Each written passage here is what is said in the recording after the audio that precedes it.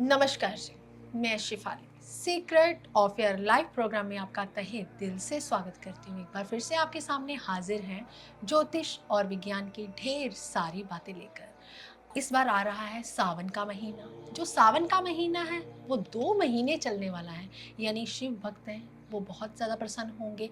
तो कौन सी चीज़ें जो हैं इस महीने वर्जित होने वाली हैं, जो नहीं करनी है, और जो करनी है या धार्मिक कुछ करना है, तो उसके बारे में जानकारी लेंगे प्रोफेसर गुरदीप रोड़ा साहब से। तो पहले स्वागत कर लेते हैं प्रोफेसर। ओम नमः शिवाय। नमस्कार। ओम नमः शिवाय शिवाली जी। ओम नमः शिवाय गुरुजी। प्रोफेसर, इस बार जो सावन का महीना है वो 2 महीने चलने वाला है, यानी कि इस बार जो है पुरुषोत्तम मास है, जिसे हम अधिक मास भी कह देते हैं, मल मास भी कह देते हैं। कहते हैं कि इस महीने मांगलिक कार्य जो है वो नहीं करने चाहिए। क्या ये वाकई सत्य है? क्या सिर्फ धार्मिक कार्यों के ही ऊपर हमें अपनी रुचि रखनी चाहिए? हमें बताइए। बहुत अच्छा पूछा शिवाली जी आपने। आज आपने बात की सावन के महीने की। आप सबको पता ही है अधिक मास 3 साल के बाद आता है तकरीबन तकरीबन, क्योंकि कैलकुलेशन करें तो हमारा जो देसी महीना है 3 साल के बाद एक महीना बढ़ जाता है, उसमें पुरुषोत्तम मास भी आता है। जो सावन का महीना इस बार 4 जुलाई से लेकर 30 अगस्त तक आ रहा है, यानी कि जो सावन के महीने के व्रत रखते हैं उनके लिए बहुत खुशी का है, क्योंकि इस बार व्रत आपके बढ़ने वाले हैं। और जिस घर में मंगल कार्य नहीं होते, जो कहते हैं शादी नहीं होती लड़की की, लड़के की शादी नहीं होती, और कोई भी कार्य करने की कोशिश करते हैं तो दुख का सामना करना पड़ता है। तो इस जो अधिक मास आ रहा है, सावन का महीना, इसमें किए गए उपाय आपकी जो खुशी है उसको बढ़ा देंगे। उपाय मैं बताऊंगा इसमें क्या क्या करना है। पहले मैं आप सबको ये बता दूं, जिसकी शादी नहीं होती उसके लिए बहुत अच्छा मास है ये। जिसने कोई भी मंगल कार्य करना है उसके लिए भी बहुत अच्छा है। लेकिन पहले मैं सबको ये बता दूं, मंगल कार्य करने के लिए आपके पास सिर्फ और सिर्फ 10 दिन ही हैं। यानी कि जो मुहूर्त लास्ट मुहूर्त निकल रहा है वो 14 जुलाई तक निकल रहा है। उसके बाद मल मास स्टार्ट हो जाएगा 18 जुलाई को। तो उसमें कोई भी जो शुभ काम नहीं करते। अगर कोई इंसान, किसी भी इंसान ने शादी का मुहूर्त, गाड़ी लेनी है और दुकान का मुहूर्त, कोई भी मंगल कार्य करने हैं, मुंडन करना है, धार्मिक कार्य करने हैं, तो आपने मल मास में नहीं करने। जो मल मास की तारीख है वो 18 जुलाई से लेकर 16 अगस्त तक रहेगी। इसमें कोई भी कार्य आपने नहीं करना।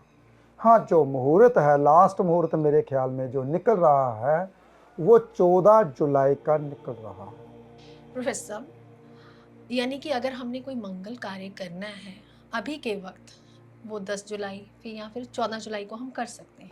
14 जुलाई से पहले पहले कुंडली के मुताबिक जी। हम जब भी कोई डेट निकलती है तो वो निकाल देते हैं 14 जुलाई से पहले पहले। जी।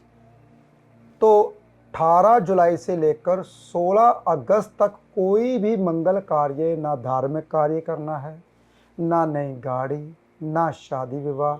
अगर कोई भी लोगे तो उसमें विलंब आएगा ही आएगा। जी। तो मैं आपको पहले खुशी की बात बता दूं, इस मास में अगर किया हुआ पुण्य दान, वैसे मल मास का देवी देवता कोई नहीं है, विष्णु भगवान जी ने बेड़ा उठाया था इस महीने का देवता बनने के लिए। तो मल मास का देवता फिर क्या, कौन से हुए? विष्णु भगवान जी। तो इस मास में विष्णु भगवान जी सोने चले जाते हैं, आराम करते हैं। वैसे तो कहते हैं, रश्मि रथी में भी लिखा था, मैं जब भी मोहनता हूँ लोचन छा जाता चारों ओर मरन। यानी कि अगर वो 1 मिनट के लिए सो जाए तो ऑक्सीजन ब्रह्मांड में खत्म हो जाएगी। कहता अगर मैं 1 मिनट के लिए सो जाऊं, आंखें बंद कर लूं, तो पूरी दुनिया मर जाएगी। मैं जब भी मौनता हूं लोचन छा जाता, चारों ओर मरण बांधने मुझे तू आया है, जंजीर भरी क्या लाया। मेरे बातों बातों में वो बात याद आ गई, क्योंकि जब मैं कोई भी बात बोलता हूँ तो मेरे अंदर से वो बातें याद आ जाती हैं। इसलिए कहते हैं कि मल मास में विष्णु भगवान जी आराम करने चले जाते हैं। वैसे वो करते नहीं हैं 1 मिनट के लिए भी। इसमें कोई भी मंगल कार्य नहीं होते। तो जब भी आपने मंगल कार्य करने हैं 14 जुलाई से पहले पहले, और जिसकी शादी नहीं होती, जिसने नई गाड़ी लेनी है, जिसने मंगल कार्य करने हैं, घर में प्रवेश करना है, नया घर बनाना है, कुछ भी करना है, तो 14 जुलाई से पहले पहले कुंडली के मुताबिक आप अपना मुहूर्त निकाल सकते हो, लेकिन उसके बाद नहीं।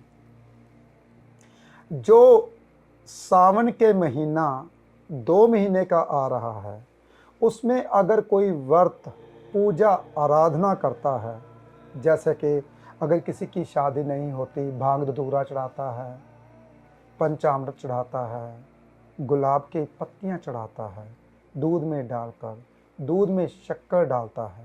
जैसे पंचामृत तो अलग चीज़ है, उसमें तो दूध शक्कर घी सब कुछ होता ही है। लेकिन अगर पंचामृत नहीं चढ़ा सकते तो दूध में गुलाब की पत्तियां डालिए, थोड़े से चावल डालिए, थोड़ी सी मिश्री डालिए, क्या बात है। अगर आप ऐसे भी जल चढ़ाते हो जिसकी शादी नहीं होती, उसकी शादी के संजोग खुल जाते हैं। जैसे कहते हैं ना, पुराने जो हमारे बुजुर्ग होते थे, वो तेरे तो संजोग बांधे हुए हैं जी।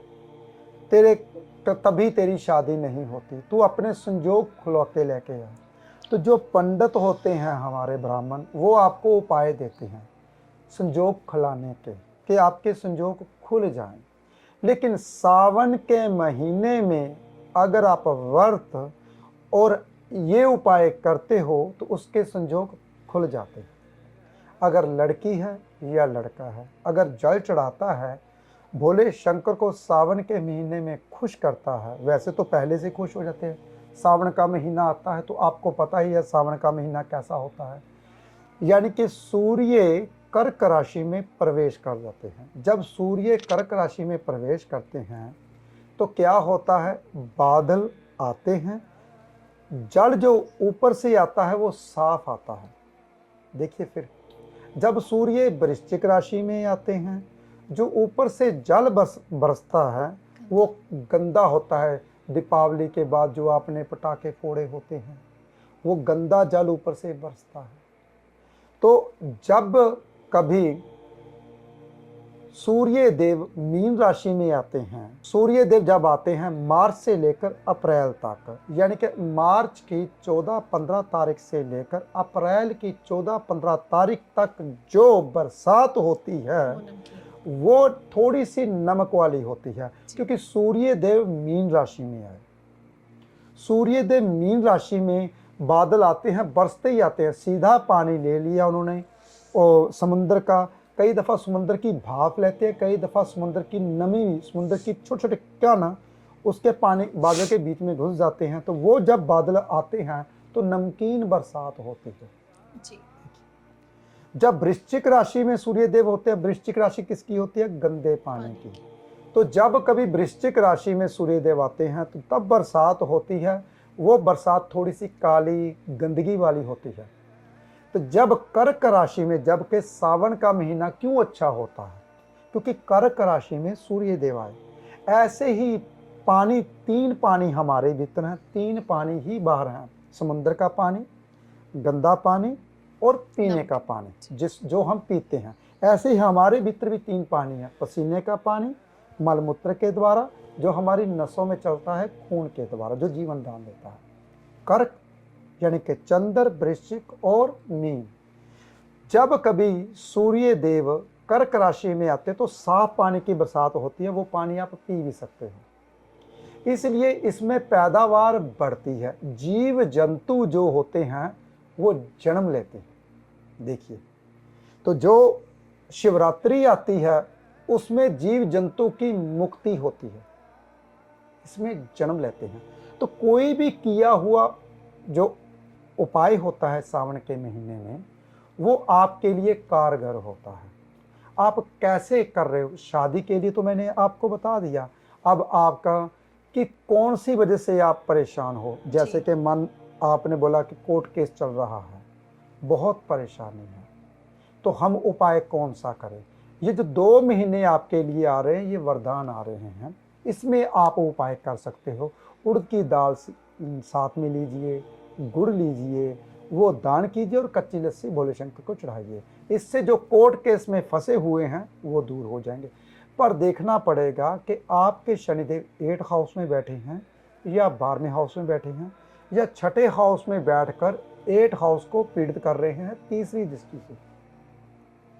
रोग ऋण शत्रु तभी बढ़ते हैं ना, क्योंकि शनि देव की तीसरी दृष्टि अष्टम घर पर पड़ती है और सप्तम दृष्टि 12वें घर पर और 10वीं दृष्टि तीसरे घर पर। तीसरा घर होता है पराक्रम का, जोश का, उसको ठंडा कर देते हैं।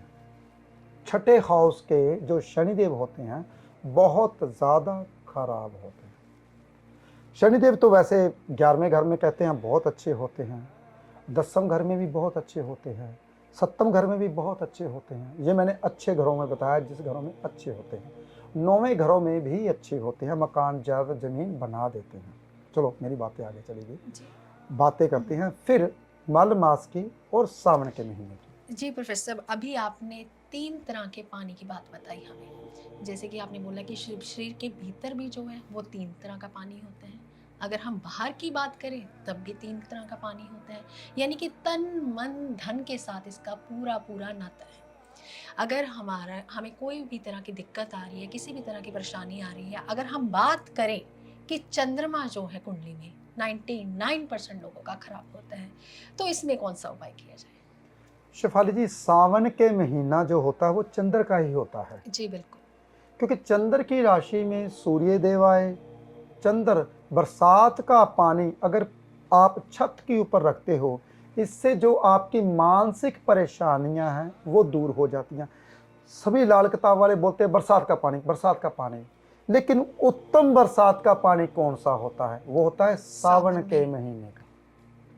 और भी उत्तम पानी कौन सा होता है? जो पानी दिन चढ़े, यानी कि थोड़ा थोड़ा सूरज निकल रहा है और बरसात पड़ रही है, वो सबसे उत्तम होता है। और भी उत्तम कौन सा होता है? अगर हम उसको प्लास्टिक के डिब्बे में इकट्ठा करते हैं, तो उसको अगर हम छत के ऊपर रखते हैं टीन के डिब्बे में, पहले इकट्ठा प्लास्टिक के डिब्बे में करना है, सीधा टीन के डिब्बे में डाल, और भी उत्तम बन जाता है। जैसे कहते हैं ना, किसी के घर की बैटरी खराब हो रही हो तो उसमें कौन सा पानी डालना चाहिए? बरसात का पानी, जी। बिना अर्थ किए हुए।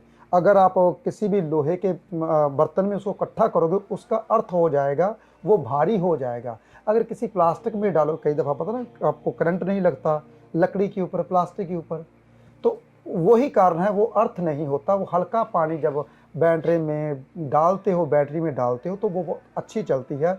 अगर उसकी मियाद साल की तो वो 2 साल चलती है। इसीलिए ये सबसे उत्तम होता है। अगर और भी अच्छा उपाय करना चाहते हो, मेरे पास उपाय बहुत हैं।